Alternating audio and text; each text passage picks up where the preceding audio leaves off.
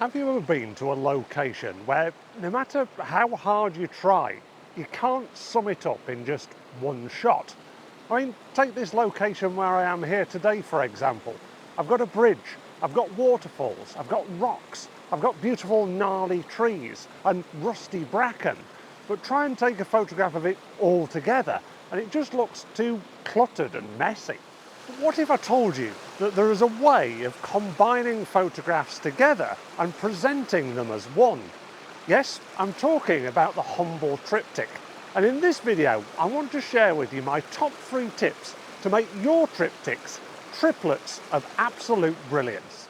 If you hadn't already guessed, a triptych is where we take 3 photographs in series or sequence and present them together. They can be great for simplifying busy locations like this, whereas instead of taking the all-encompassing wide-angle shot, we can compartmentalize it into little details, which tell a much more clear and concise story. My first tip is to always start with the middle picture. This is your cheese and pickle to your 2 soggy slices of bread, your meat to your meat and 2 veg, and your Yorkshire to your Lancashire and Lincolnshire.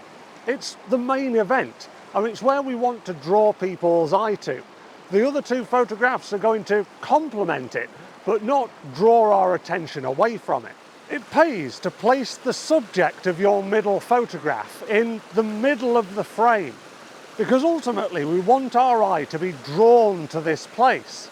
I quite like this bridge with the water swirling underneath it, because it's drawing our eye into that natural vanishing point and should provide great balance when we select the subjects for our outer 2 frames. My second tip is going to be very useful when it comes to selecting subjects for our second 2 outer frames, and it is to compose these using shape and direction. The best way to think about it is not seeing each individual photo on its own, but seeing the whole composition with all 3 photographs together. See how these falls sort of turn inwards and face towards me? That makes me think that they'd look great on that left-hand side because they're drawing our eye back towards that vanishing point that we created earlier on. Ideally, what we now need is to counteract that direction and balance at the other side of the frame. So I've moved a little bit further upstream and found this other little fall, which is turning in the opposite direction.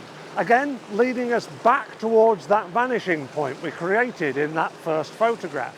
This now presents us with 3 photographs that work together. They're not just standalone images, they're 3 of a kind, and they not only tell a story, but also draw our eye from one to the other and just create a feeling of balance. My third tip is to create a sense of continuity. This means that all of your photographs not only work together in terms of the direction and their subject matter, but also in the way that they look. If we look back at the example that we've just taken, we've already kind of done this. Note that I've presented each photograph in square format.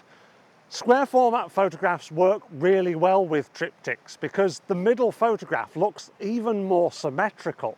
Plus, they just seem to fit together in that neat panorama type layout. Also, portrait photographs can do a similar sort of job because we can see a more landscape photograph taken with 3 portrait photographs next to each other. Also, I've had that theme going through each of the photographs of water. We have the vanishing point of the water swirling away under the bridge in the first photograph, and the falls separated out at either side. So there's a theme that's continuing through each of the 3 photographs. So next time you're out and about in a busy location like this, struggling to get absolutely everything into one shot, then why not try a triptych? It can be a great way of simplifying busy scenes without overcomplicating your photographs.